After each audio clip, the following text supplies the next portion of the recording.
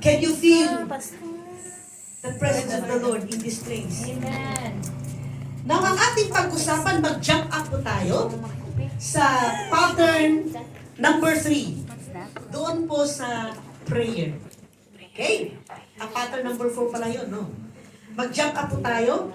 Uunahin po natin yon before yung next na ating preacher next Sunday. Okay? So, are you ready for this word? Amen.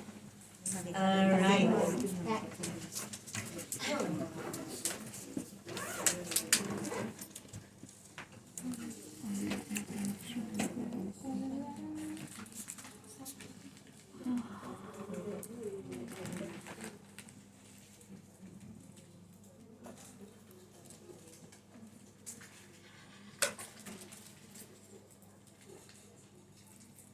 Okay, so, ang ating pag-usapan is nailagay ko doon 6 steps. Pagdagdagan mo nga, 7 steps in 6 steps to freedom in fasting. 6 yung ibinigay ko, pero suddenly kanina, the Lord reminded me, it should be 7 steps. Okay? 7 steps to freedom in prayer, in fasting. Praise the Lord. Siguro sa iba, you have already heard about fasting. Pero maybe some of you have not yet engaged it. Hindi pa ninyo ito ginawa.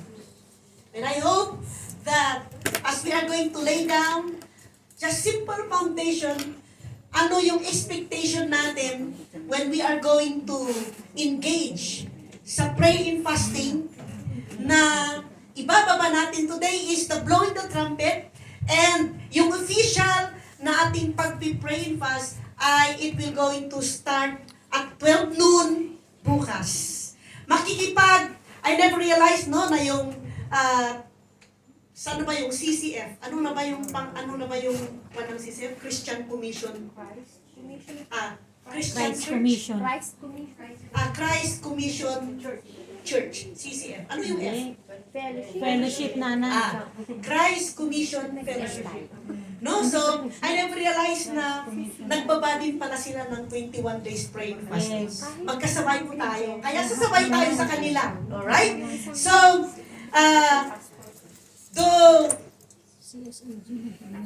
remember, no? We are part of the body of Christ. At sasabay po tayo.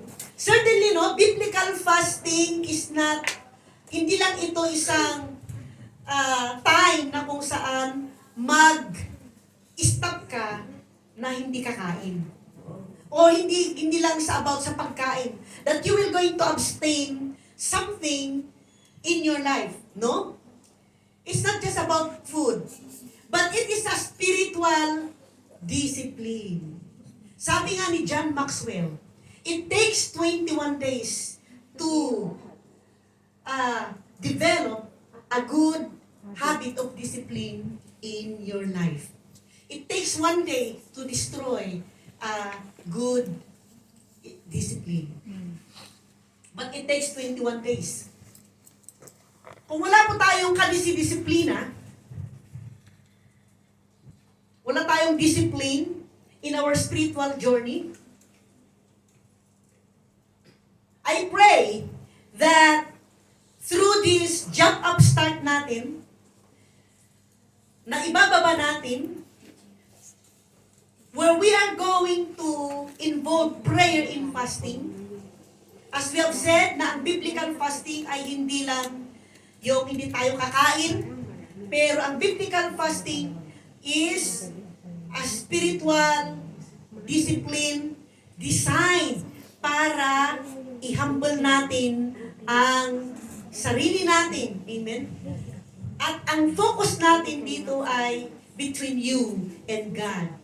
At ang biblical fasting is to break unhealthy habits. To break every strongholds.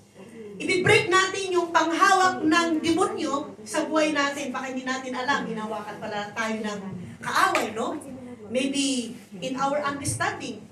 Maybe meron pa tayong pagre-rebelde. Maybe meron pa tayong mga katamaran. Meron pa tayong mga kaangasan. Meron pa tayong mga galit na we cannot control, no? Ay, sabi ng aking anak, he got an anger issue. Ang ganda namang term yun. Maybe you have an anger issue na hindi mo alam, no, na don't you know that anger is not an emotion, but it is demonic. Don't you know that unforgiveness is not an emotion, but it is demonic? Sickness is not my physical, my spiritual. Yung spirit of infirmity, ito ay demonic. So if there is a pattern of sickness in your life, from your family at pati rin ikaw, is you are manifesting it, that is curse, demonic. So in the prayer and fasting, it will going to be the faster to solve the problem if we are going to do it right, biblically. When done with the right heart, pag ginawa natin ng tamang motibo, tamang puso, it can lead you and me sa matinding kalayaan. Amen? At matinding pagbulusok ng spiritual development mo. Pagbulusok ng mga eye-opening na hindi mo na iintindihan noon. Are you here? And I can testify that when I was a young convert, when I started to practice praying fasting, the first time that I do is, hindi ko alam, yun pala yung Esther fast. Yung Esther fast, no solid food, only water. Oh, nakayanan ko, praise God. Pero yan yung moment that I encounter that God really is true and He can speak. And until now, I can remember the word and the situation when I was inside my room praying na nakaluhod. Yan na yung last day, that is December 25 ng 1992 at 12 o'clock midnight. Lumuhod talaga ako until 3 p.m. Maybe. Dahil it was a very long one. There is a struggle. So, doon mo nakita na kung ang Diyos ay totoo, ang demonyo rin ay totoo. Yeah. Because that was not uneasy. If somebody told me to seek the Lord is easy, the easy. But it is indeed, you have to give a lot of sacrifice. Yes. So I am one of the witness na prayer and fasting can really break every stronghold, can bring you closer to the Lord, can lift you up higher in your life, can open your spiritual understanding that you have not realized before. And prayer and fasting, when we do it right, not with a wrong motives, but with the right motive, you will be able makaklaro yung spiritual ears mo at malilinisan yung mga clogs, and you can hear God is speaking to you. And the first time I've heard God speaks, and when He said, and when His eyes are on this child, His grace abounds to me. Hulala. Sabi ko, oh my, I didn't create that word. I really heard Him speaking. And the second time, when I really heard Him calling my name 3 times, sabi ko, oh, tumaas yung aking mga balihibo. Hermie. Hay! Sino yun? Alam ka nung, amen? Are you there with me? So, here are the 7. Okay, biblical freedom to prayer and fasting. Sa una, repentance. Okay?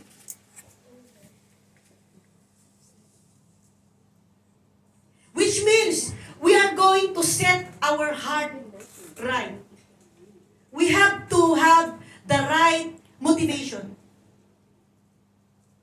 Sabi dito sa Job chapter 2, verse 12 and 13, sa English Standard Foundation, Yet even now, declares the Lord, sorry, return to me with all your heart, with fasting, with weeping, and with mourning, and rend your heart and not your garments. Are you there with me? So the first step for this freedom in prayer and fasting is to examine, una, our heart by repentance. Amen? Confession. Which means, when we are going to repent, we are going to remove ourselves from every agreement with the enemy. Amen?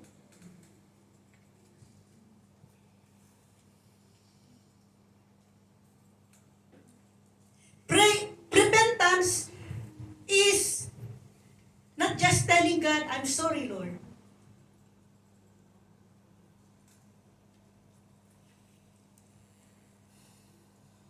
The true biblical repentance, we are not just being remorse. The true biblical repentance is turning 180 degrees from the things that you are doing and placing all of them at the feet of Jesus. And telling God, God, I surrender. At alam mo kung may tuto tayong true repentance, may pagbabago ang ating buhay. Amen? Para hindi kayo convinced. Amen po ba?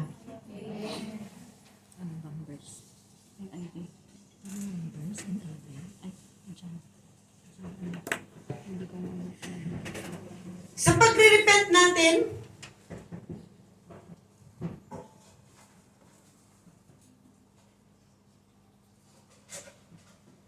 we are going to turn to the Lord. And we are saying, Lord, tatalikuran ko na to, hindi ko na ito gagawin. Alam mo kung ano yung dapat mong talikuran. I know mine, you know yours. Pag hindi mo pa alam, kung may mga bagay na hindi mo alam, yun yung uupuan mo. And ask the Holy Spirit, God, tell me. You know what? You know the time when I repent, when I do the pray and fasting? My first prayer and fasting, I have an issue of, dahil ako yung youngest in the family, and have all the freedom because my four brothers, we are, naulila kami, no? My father died in 1970. I was born in 1968. So he died in March of 1970. And if I remember, my mother was been widowed at the age of 35 plus. At I have 4 brothers and then 1 sister. Anyway, to make the story short, they are too young to become forced na naging adult. So since I am the youngest, is that I have all the freedom, but then I felt the emptiness in my heart, no? So when I become a Christian, I find out that there is something that I am doing which is not, and I discovered that I have this kind of rebellion.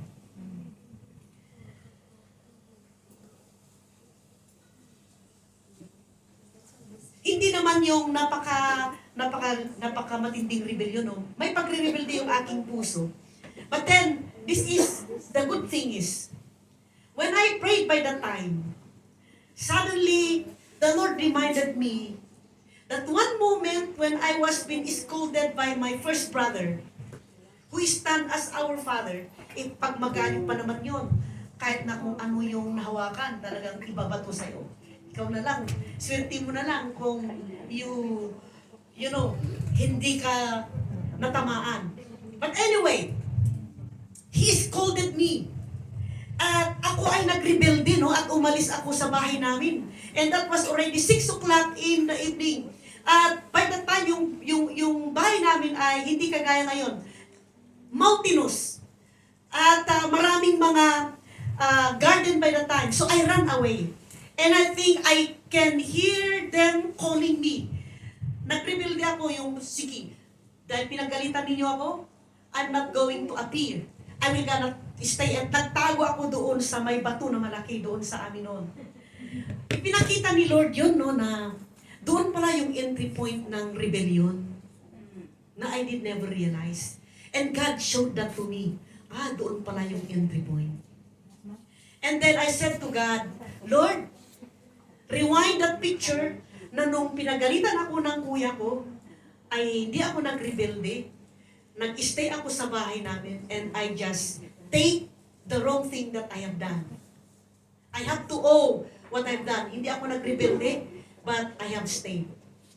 So I go to that picture na instead na I run away, I stayed.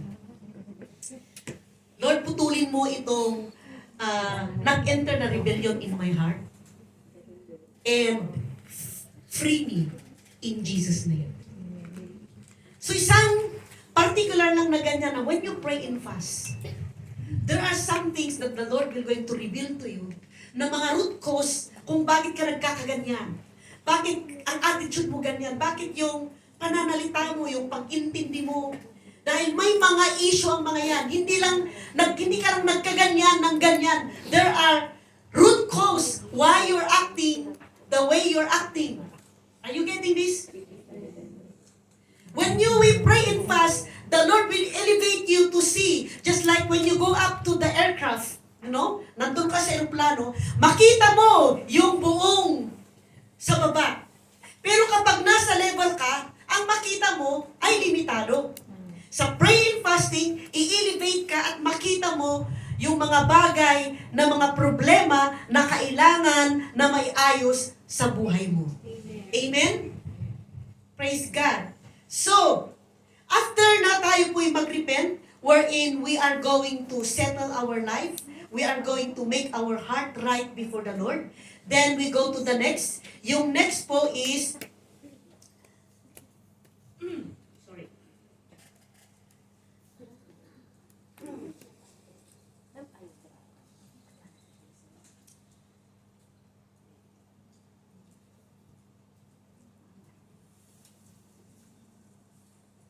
Renounce. Okay.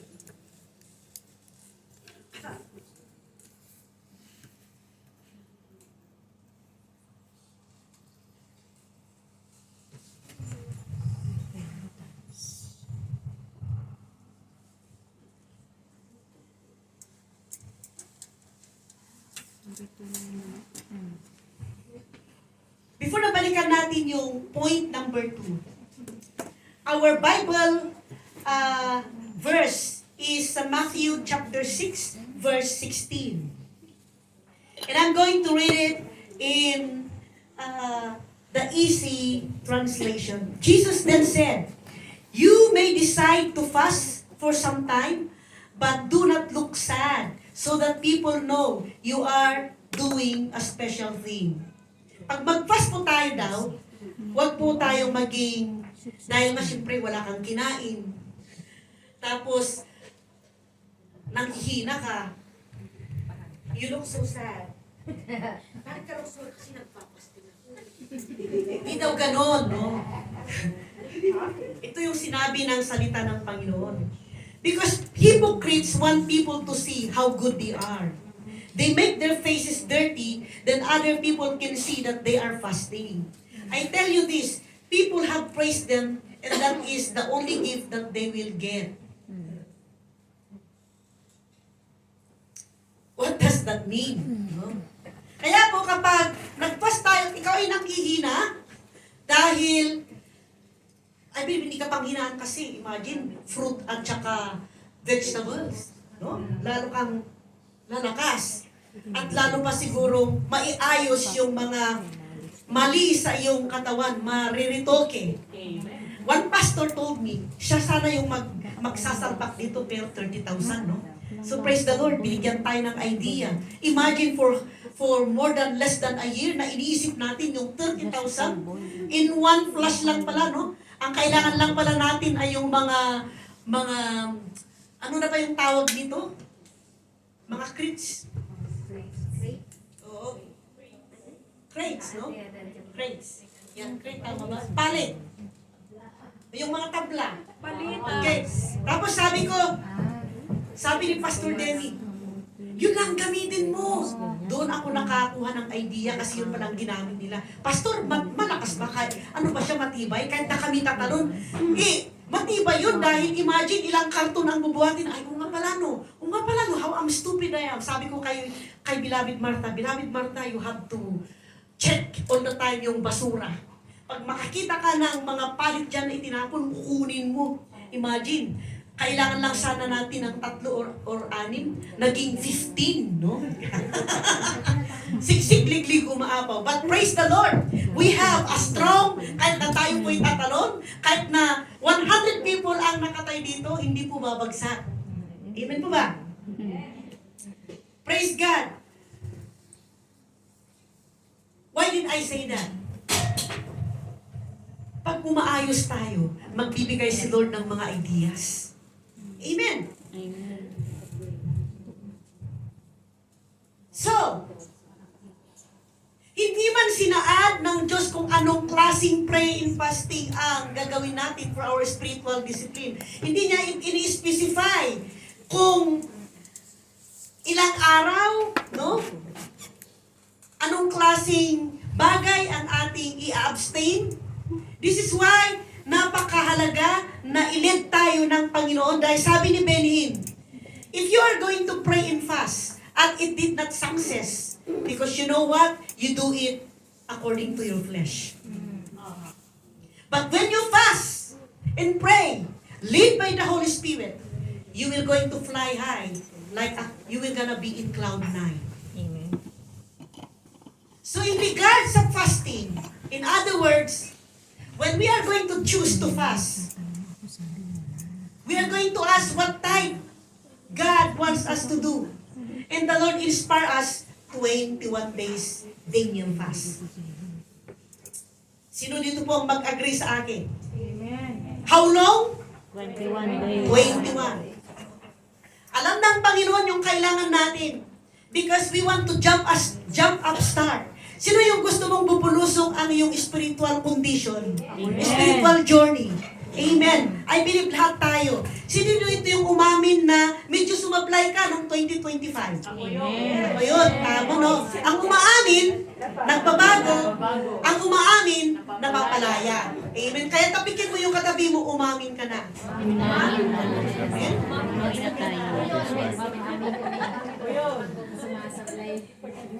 Because our God is more than willing to give us a strategy para mag-manifest yung victory. At alam mo kung bakit struggle ang pray and fasting? Because when you are going to pray and fast, ititem ka ng kaaway. Papaypayan ka, kakain ka na. Sarap. Are you there with me? So therefore, you have to resist temptation to make fasting work. Ang kalaban mo dito ngayon, yung laman mo, yung flesh mo, sa totoo lang.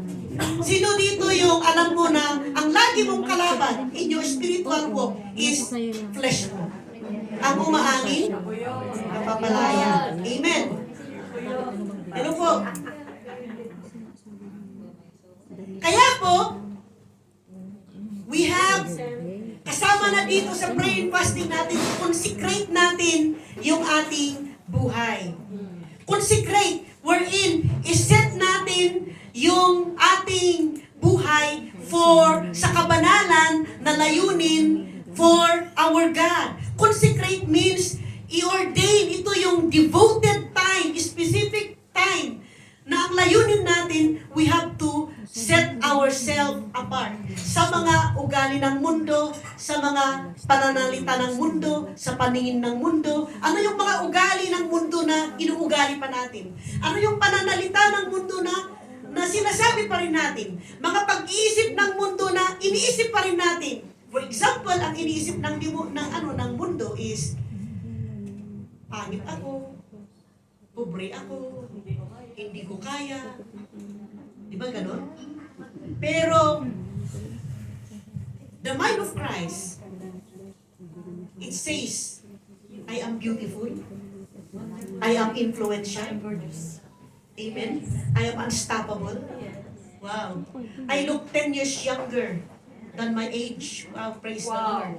Even if I'm going to go to 60 years old, my body will gonna look like 25 years old. Amen?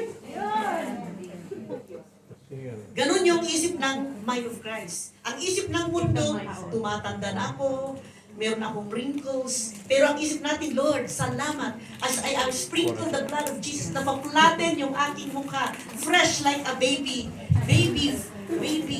skin. Wow. Kanina, when I look at my face, sabi ko, Lord, I look 10 years old younger than my age. Hallelujah. Not by my might nor by my power, but by your Spirit. Thank you for the powerful blood of Jesus. Lahat ng mga wrinkles, ipapulatin niya. Amen? It works naman. Papakapulatin natin, Diyos! God, well, in fact, ako na yata ang pinakamatanda sa inyo aside from Sir Enrico. Wow. Pero ako na yata ang pinakabata sa inyo. Yun! Hello. Ayan. Kaya po, ano bang ibig sabihin ng abstain? Ang abstain is in the verb form. You have to put it into action. Hindi ka lang, you are not just watching, you have to put it into action. It comes from the Latin word abstinere. Well, I don't know if that is the right pronunciation.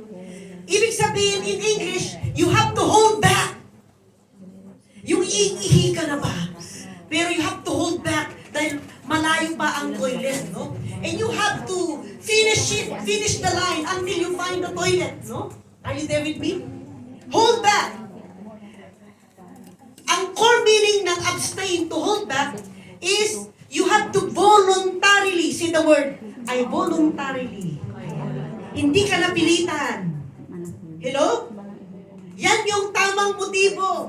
Hindi ka napilitan, but you voluntarily refrain. Or you are going to avoid something. Something you considered na enjoyable or pleasurable. Like for example, yung ating mga kinakain na sweets na nagbibigay ng bilbil. No? Are you here with me? You are going to abstain, you are going to hold back yung mga nuisance. Okay, yung mga conscious choices. You hold back. Yung mga nag-indulgence sa'yo, yung pleasurable. It refers na you are going to refrain. Yan yung ibig sabihin ng abstain. Yung pleasures like food, drinks, or certain activities, you will going to abstain probably sa social media dahil grabe yung pag-social media mo, no? Halos doon naka-focus. Hello? Yung pag-abstain, it implies na you are going to have a self-denial. Okay? Ibig sabihin ng self-denial, ito yung you are going to put self-discipline. You cannot put self-discipline kung walang self-denial. Matindi. Nung iniisip ko na ito habang ako'y nakataksi, no? Napapunta dito para I can just, na inaabot ko yung ating prayer works. Sinasabi ko, iniisip ko na, wow, 21 days. I am counting in advance, inisip ko yung self-denial para I can have a self-discipline. Wow, yung aking kape, Lord, yung aking tinapay, wow, ang dami, Lord, kailangan, ang dami-dami ko na mga iniisip habang nasa taxi na pumupunta dito. O banal na Santo Espiritu, hindi ko talaga ito makakaya. Lord, tulungan mo na ma-surrender ko yung laman na shouting na tinapay, kape. Hello? Are you hearing me? Ngayon pa na lang, no? Yung laman na natin ay ay talagang parang hindi mo na sinasabi ng laman natin, hindi mo kaya 21 days. Hey, hello? 21 days. Pero but the Holy Spirit is saying, you can make it. You can make it. Ganyan mo ba? Habang iniisip ko, Lord, it is for my physical health. Not just about para ako'y mag-abstain ng food, but it is for my physical health. Spiritual, emotional, mental.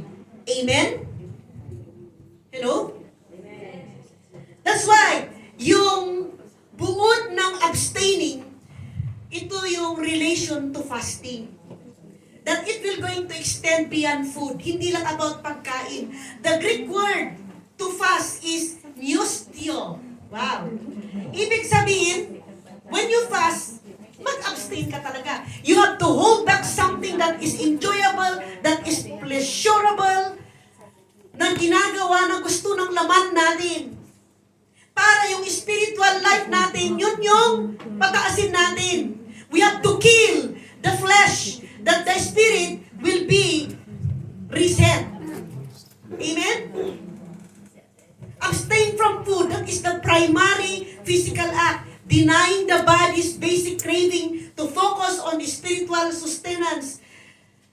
Abstain from distraction. Ano yung distraction? Temporarily setting aside normal pleasures or routines. Like for example, yung YouTube, yung entertainment, no? Wherein you are going to create a space for your mental focus. Kasi kapag nakafocus ka doon sa social media, yung mental mo nakafocus. At hindi ka na, wala ka ng time na mag-meditate at magbasa ng salita ng Panginoon. Hello? Another thing is abstain from sin. True fasting is coupled with a call to abstain from wickedness. We are going to eliminate yung mga wickedness, our malicious speech. We have to abstain. We have to cut off maybe yung katamaran. Siguro gustong-gusto mong nagrarason. Pwedeng ikaw yung mag-pray sa sa pulpit namin. Ay, hindi ako makakarating. Alam na this. Pero nag-day off ka naman, tapos ang matindi pa, nag-post ka pa. Ano ka ba naman? Hello? So abstain means to deliberately, sabihin mo, deliberately. Ibig sabihin, to stop, hold back from sinful desires na nag-enslave ng kaluluwa natin. Yung prayer and fasting makakatulong sa atin para mapalaya tayo by using discipline. Iniisip ko na, Lord, ang daming madidisiplina sa aking buhay. Umaamin na ako, ha?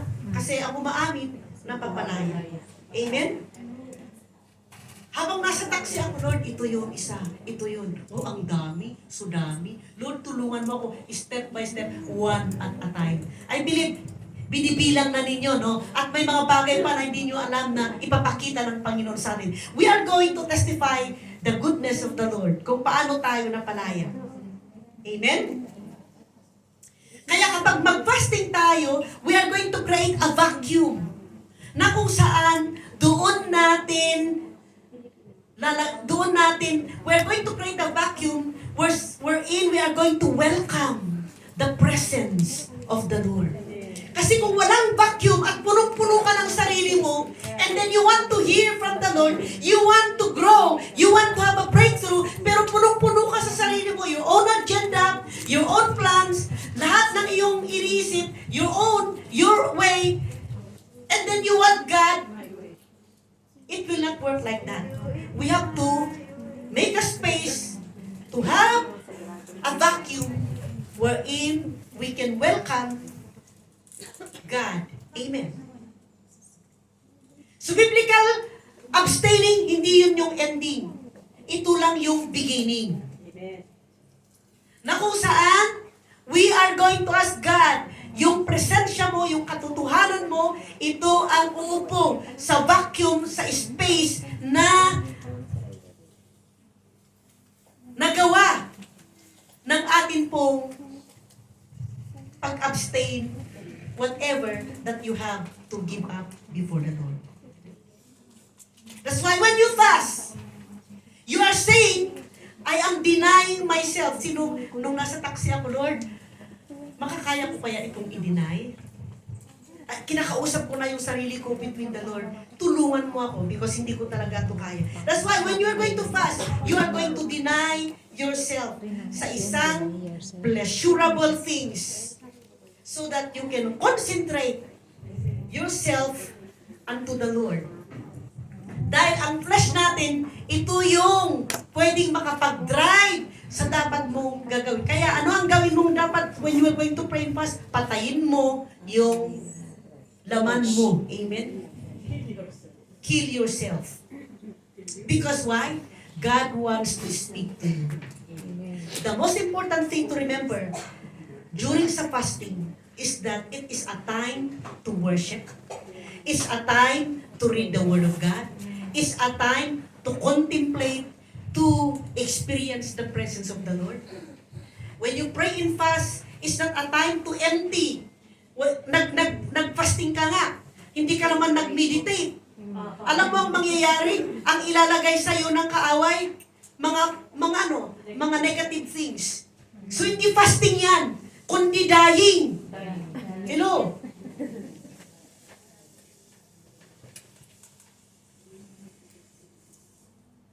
So the most important thing when you fast is a time to worship the Lord. And imagine, yung iba dito, probably I do understand. Because hindi mo naman you are not going to cook your own food. Sino dito yung alam mo na you cannot do the Daniel fast? Full day. Sige, tas lang ninyo para we can find something. 21 days. Sige. 12 lang. 12 hours. 12 hours, oh. Na Daniel fast. 20, hindi lang 12 hours, talagang 21 days na 3 meals. 3 meals. 24. 24/7. Yung may mga pag 12 hours pwede na lang. Hindi. So you know your situation, kaya bibigyan natin ng Consideration. allowance naman na hindi very tight, no? Dahil kasi alam niyo yung schedule ninyo. But in case na hindi niyo kaya ang Daniel fast na pure vegetable and fruits, kung kakayanin niyo ang 12 hours, 2 meals, mai-sacrifice ninyo. Yung bago po, we are not going to impose na you will gonna do it. We can give you, kung kaya po ninyo ng 1 hour na mag-pray kayo. Sa mga bago, we have an encounter. Ginamit ni Lord yung encounter para ma-discover ko, mamalaya ako sa emotional rejection. So yan po yung, because I prayed and fasted. Sabi ko, Lord, in that encounter, I don't wanna miss a thing. And the Lord showed me my emotional rejection. At ang iyak ko doon, no? Doon ako pinalaya ng Panginoon.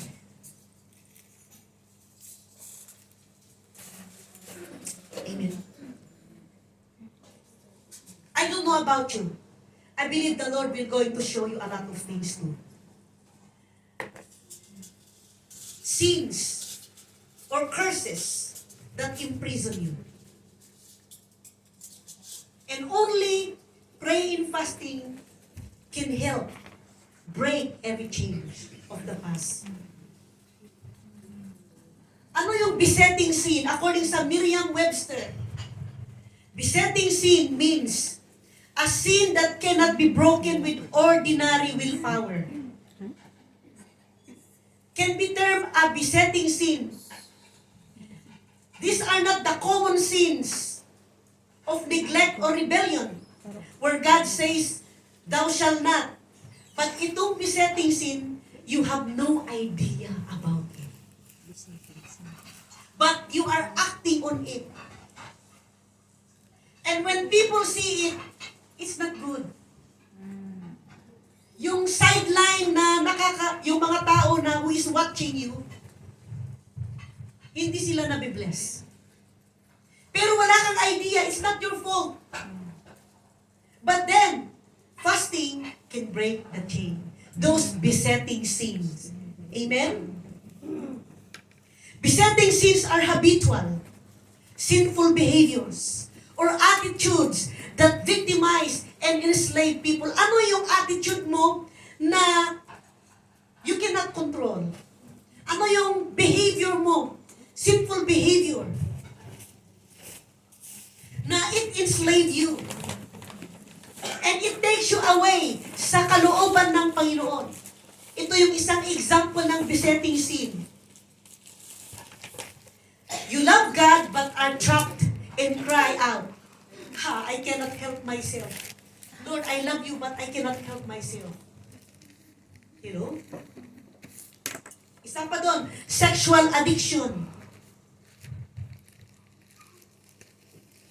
For example, you have an affair. This is a very sad thing, no? Do you have heard yung isang fallen servant of God? I have a book, si Yancey, Philip Yancey. He is now 70 years old. At for the last 8 years, he has an illicit affair to a married woman. And he married to his wife for 55 years. But in that 8 years, he got an illicit affair to a married woman. And he even wrote a powerful book. And he just confessed his affair to his wife. And imagine that, it will going to affect all of us. It will going to affect the family, the Christian church, and blah, blah, blah. And of course, he received a lot of accusations, but those who understood him, they forgive him. But then the effect, you know. And I was thinking, sabi ko, Lord, it can be me as well. It can be you. Because the enemy doesn't respect anybody. Ano man ang pinag-aralan mo, ano man ang narating mo, even though you master theology, kung meron tayong secret sin, yung besetting sin, sexual sin, do you have a tendency na sumisilip ka sa pornographic mga videos na it will going to arouse you?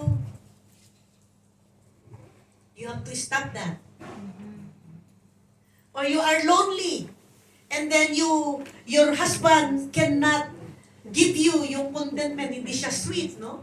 And then merong foreigner or merong isang whatever in the online na nagsasabi, kumain ka na, tapos doon ka, ang sweet naman. And of course, you are looking for that doon sa iyong husband. And then this friend mo lang naman, no? Nung friend lang ha, friend lang. Friend lang. We cannot we trust the person, but we cannot trust the enemy. Friend lang, friend lang. Pero that is the open door. Hello? Naintindihan na natin yung besetting sin? Overeating. Kung may, another besetting sin is overeating. Hello? Drinking. Anong drinking? Water po ba? Hindi yung drinking that it will going to destroy your life. Like drugs. Maybe overspending. Do you spend your money? Yung minimum na money mo, kaya at the end of the month, wala ka ng pera. Debt! You know? You are so, gustong-gusto mo yung shopping. Hello? Shopaholic. Do you have a depression? Suicidal thoughts? Ano pa? You have a suicidal tendencies. Ay, then,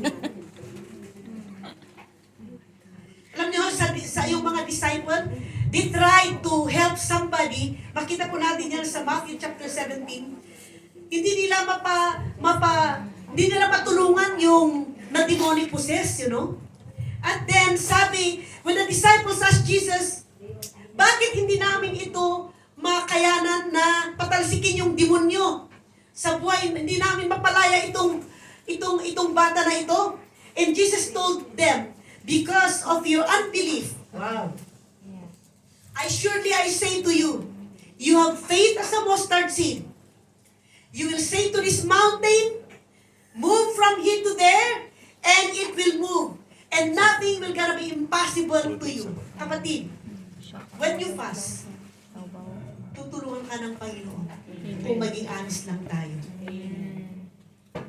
Tapos sabi niya, pero, even though you have, kinote niya yun ha, pero in Matthew 17:20, however, sabi niya, bakit hindi niyo ito mapalaya? Bakit hindi niyo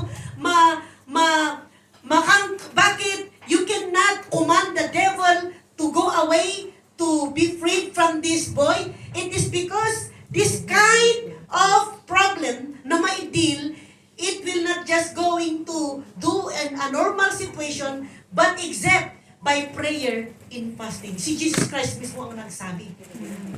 Kaya I believe, lahat maraming mapapalaya dito.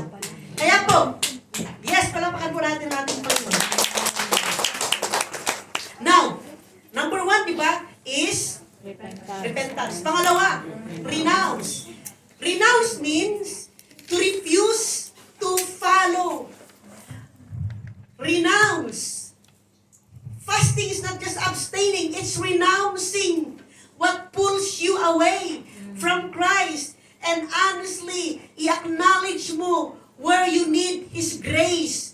Yan yung second step. Amen. You are going to renounce, which means you are going to obey. You are going to recognize any further. For example, i-renounce mo yung any control of your mind that is not from Christ.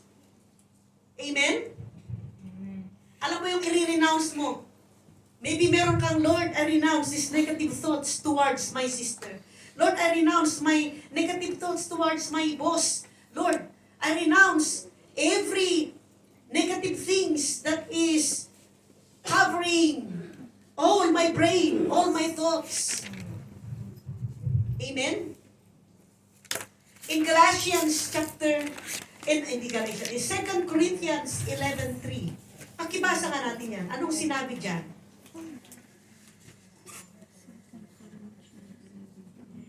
In 2 Corinthians 11:3, but I am afraid that just as Eve was deceived by the serpent's cunning, your minds may somehow be led astray from your sincere and pure devotion to Christ.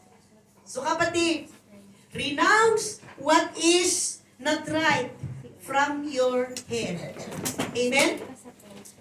Pangatlo, acknowledge. Acknowledge means i-disclose natin yung wag natin siyang we are not going to put the sin under the carpet. I-acknowledge natin, i-open natin.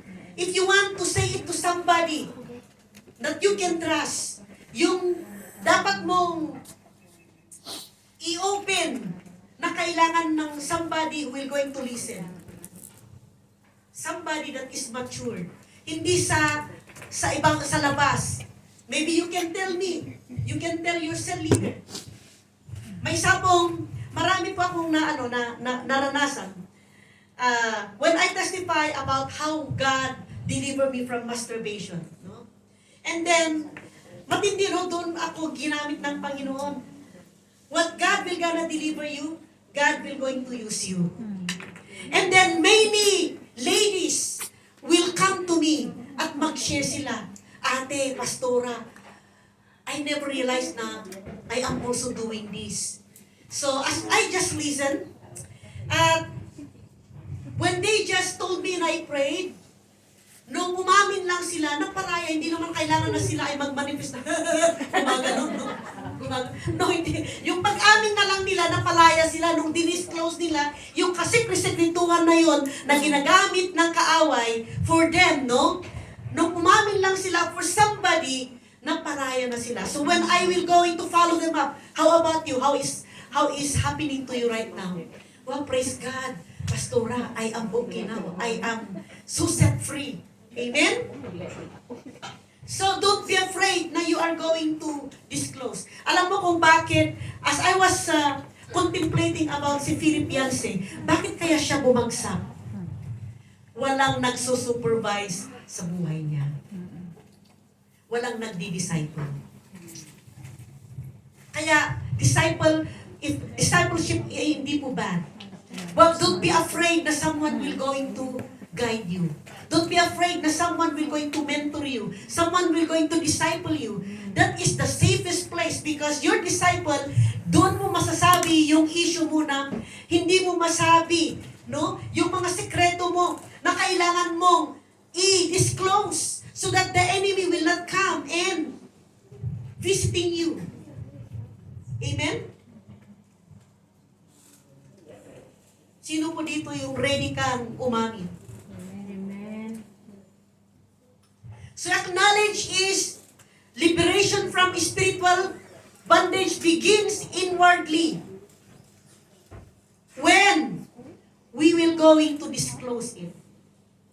Yung pang-apat na ba? Repentance, renounce, acknowledge. Pang-apat, in prayer and fasting, ito yung gagawin mo. You have to forgive. I forgive. In the Greek word, forgiveness means to release up. To release out. To forgive means to be released away from imprisonment. Amen? For example, when you forgive, forgiving others enables you to overcome bitterness. Forgiving others overcomes you. Forgiving others will going to empower you.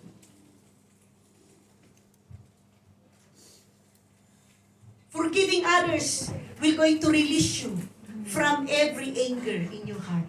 From every hatred. Sino po dito yung nakaranas? Amen.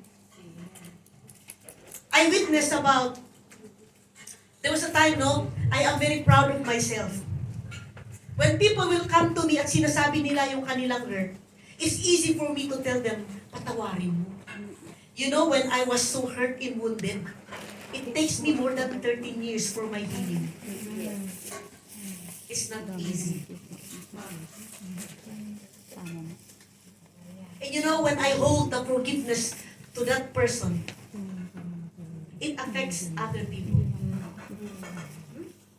It affects you. Sa pananalita ko, I hurt you pala.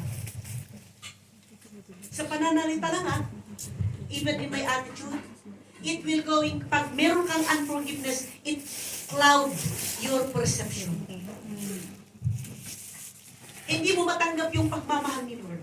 Kasi naka-imprison ka ng unforgiveness that cause you to become bitter and angry. It's not easy. But God will going to help us. Nung pinalaya ko, sabi ko, Lord, I cannot live like this. I cannot live in every moment dahil you are going to be weakened. I have to stand up to help myself to release forgiveness by hook or by crook. How do I know na ako ay napalaya na sa unforgiveness? When I remember about that situation, I don't feel the pain anymore. Amen? Are you there with me? So help yourself kung meron ka pang unforgiveness. Yan yung breeding ground ng anger, ng bitterness, ng pain. Release yourself. Ano na yung panglima? Panglima na ba? Yes po. Ano yung una? Repentance? Repentance, Renounce? knowledge, forgive. I forgive. Yung panglima, I submit. It means, when you pray and fast, find somebody to be a partner for accountability. It means I submit. You have to yield to governance or authority. For example, you can overcome a rebellion in your life by submitting to authority of God, and those He has placed over you. Amen po ba? Tingnan po ninyo yung isang,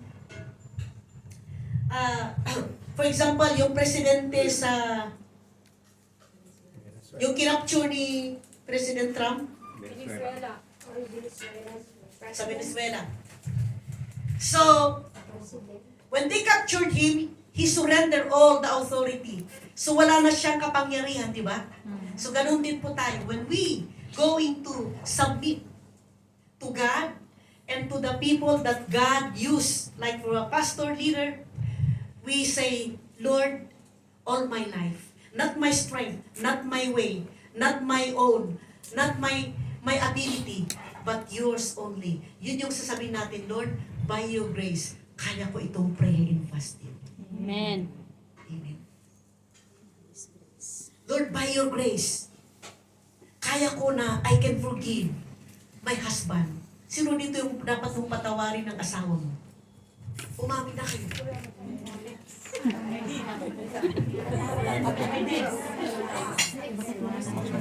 Sino dito yung hindi mo pa pinatawad yung asawa mo?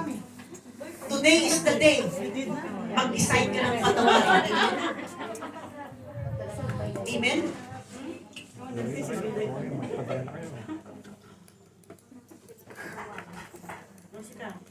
Merong biblical examples ang nag-surrender. Yung centurion soldier. You know? Yung church leaders.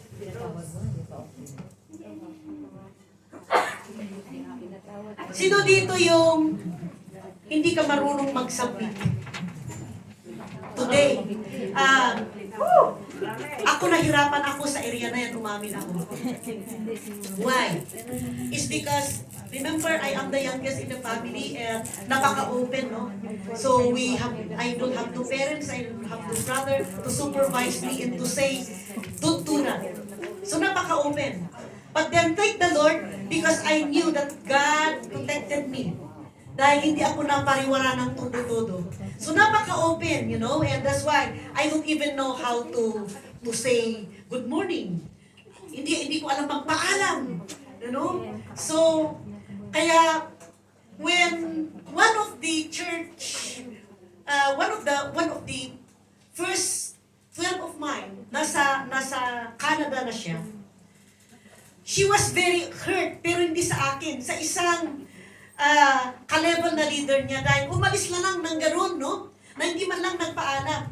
Siya pala, in their house, they are being trained na when they were going to leave, magpaalam sila. Bye-bye, mommy. Bye-bye, daddy. Pag they will gonna come, I am here. So, ako, I am not like that. No? Alis na lang ako kung gusto ko.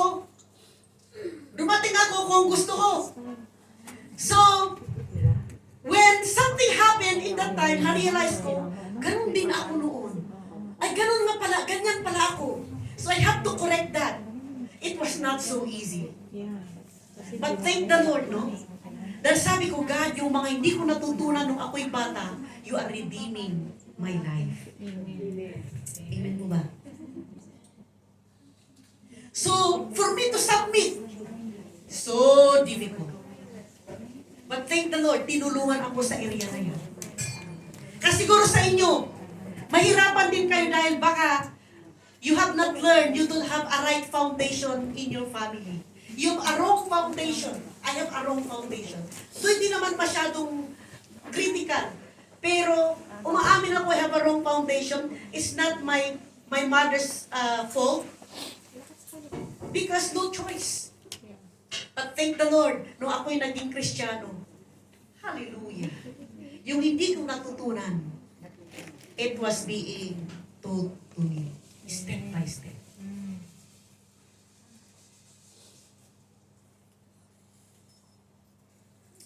The last but not the least.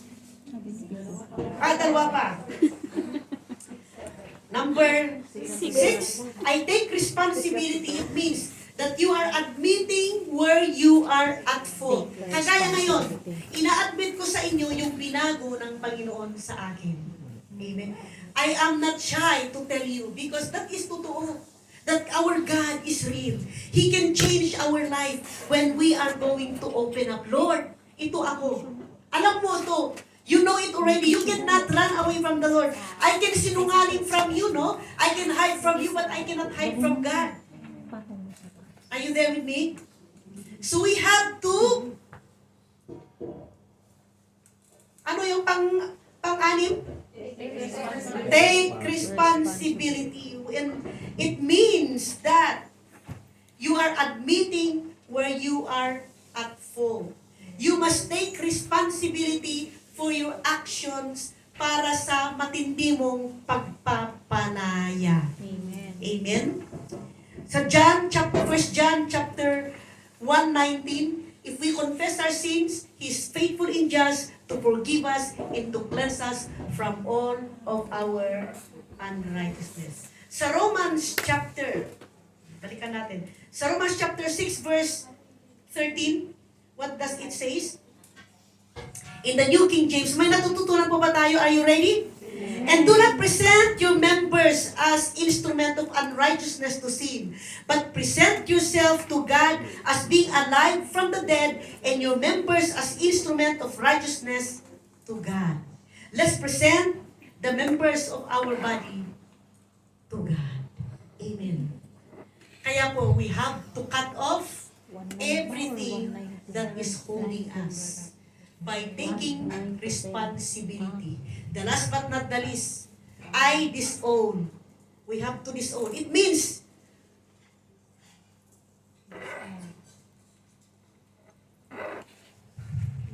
sever ties. I-sever ties mo, i-disown mo, kung saan ka pa nakatali, anong kasalanan ka pa nakatali, maybe sa YouTube, maybe you love to watch movies, you know. Hindi naman po masama, pero masama na yun kapag it takes you more than 6 hours.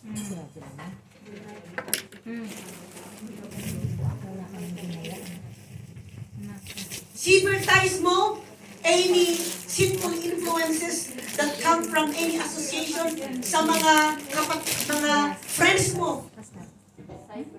Maybe they are inviting you to do some tungit. Ano ba yan? Playing cards? Akala ko yung tungit, inom? Ato ka naman yun. Ang dami. Ay, paraha yung tungit. Ngayon lang ako na paraha na ang tungit pala paraha. Every time you are telling, I'm thinking about yung pang-inom ng alak. Okay, so, sever ties. If you are still being part of that, stop it. Surrender, bring that hands. Offer that hands. That member of your body that hands. To worship the Lord. To serve the Lord. Amen. Hello.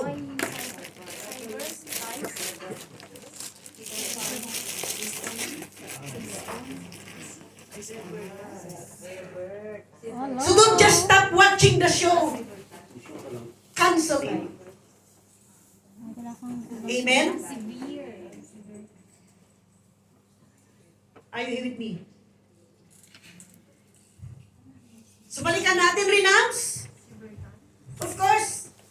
Yung repentance, yung renounce. Acknowledge. Forgive. Go ahead, yeah. Submit. Take responsibility. Disown. Okay? Praise the Lord. So you have to learn to recognize any control of your mind, any control of your life, any control of your appetite. Okay? So, repent them. renounce them, and then submit,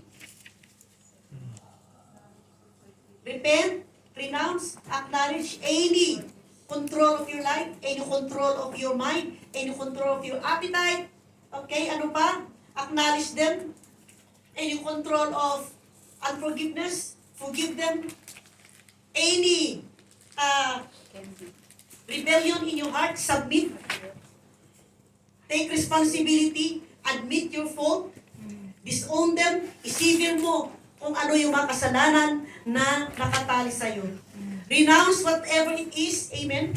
So if you are ready, may I all ask you to stand up. As we are going to follow these steps sa prayer and fasting natin, I believe makakaranas tayo ng breakthrough. I believe when we will going to follow this step, makakatulong sa atin na we are not just fasting na empty. Dati no, nagpapas tayo, hindi naman natin alam kung anong gagawin natin. But now you already knew what you are going to do during fasting. Hallelujah. Jesus promised, remember, the power of life in death is in the power of your tongue. Kapatid, yung biblical path of freedom through prayer and fasting is a journey of heart. A journey of heart. Say the word, a journey of my heart. Journey of my heart. So as we will going to fast, start with a humble heart. Isik natin ang Panginoon. Amen. Can we sing the song, yung call to worship natin?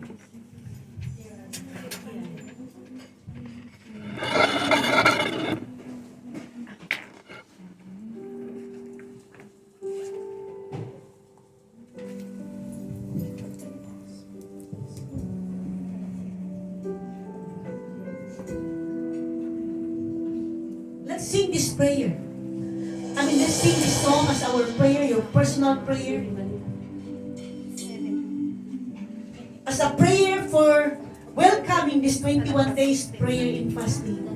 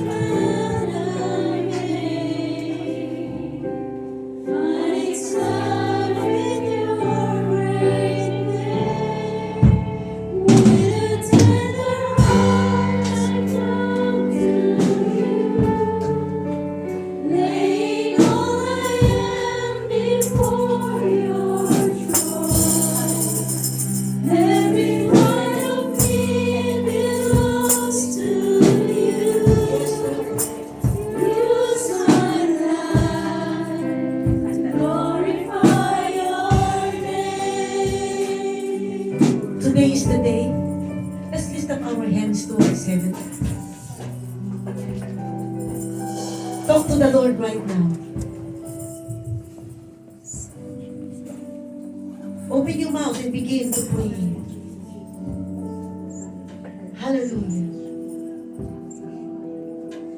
Yes, thank you, Lord, that you have rescued us.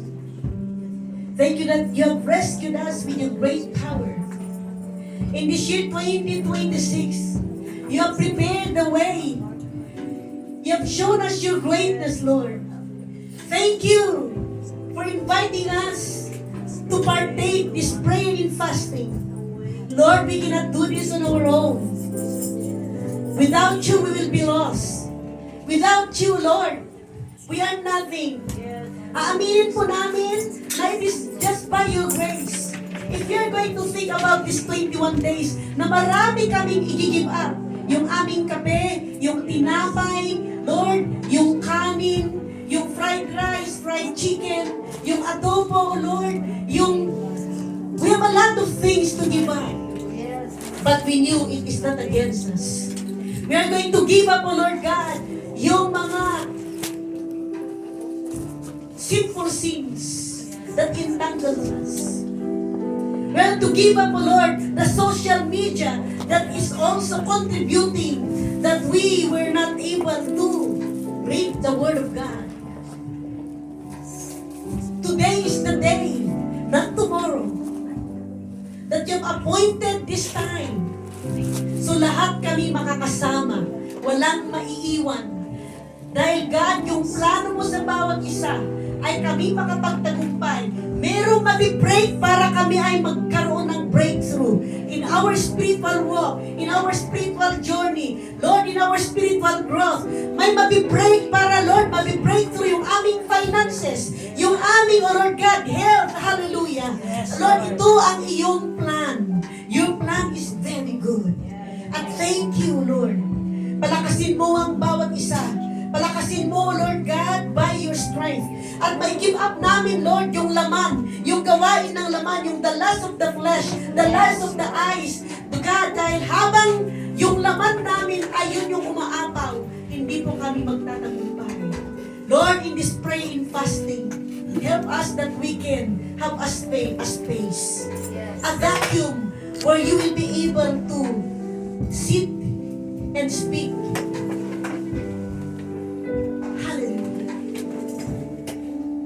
Use my life to glorify your name. Every part of me belongs to you. Use my life, glorify your name. Are you ready, Lord? Today, hindi namin hintayin bukas, oh God. I-renounce namin kung ano yung gluttony, i-renounce namin yung fear. If you have any fear, renounce it right now. If you have any anxiety, renounce it right now. If you have unforgiveness, renounce it right now. If you have any worry, renounce it right now. If you have any pride, renounce it right now. If there is any sexual immorality, renounce it right now. Whatever things that you know that it is that you have to disown it, that you have to be disconnected, renounce it right now. Tutulungan ka ng ating Panginoon. Can you say that? Hallelujah. Praise God. Yes, Lord. We thank you for helping us. As we are going to dedicate this praying fasting, this 21 days, O Lord, we will decrease and you will increase. We will be less and you will be more, O God. Hallelujah. We thank you and we will going to wait for the powerful testimony as we are going to do it right. Magwi-witness, O Lord, yung bunga ng prayer and fasting. Hallelujah, Jesus. Thank you for your touch. Thank you, Holy Spirit. Come. Empower your people. Hallelujah. Yes. Thank you for your touch. Thank you for your touch.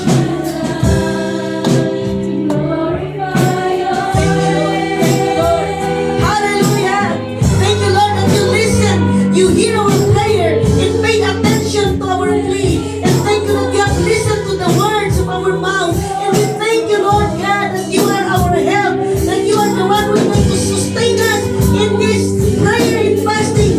Thank you, Lord, that you are going to be the one, Lord, to keep us alive. Hallelujah. Oh, yes, oh Jesus. Thank you, Lord, that you have rescued us from every troubles, Lord, so that we can be able to stand strong in this prayer and fasting. Lord, we thank you, God, for helping us that we can overcome our flesh. Thank you, Lord, as we are going to dedicate our entire being, every members of our body, for your purpose. In Jesus' name we pray. Hallelujah, Jesus. Every part of me belongs to you. Use my life.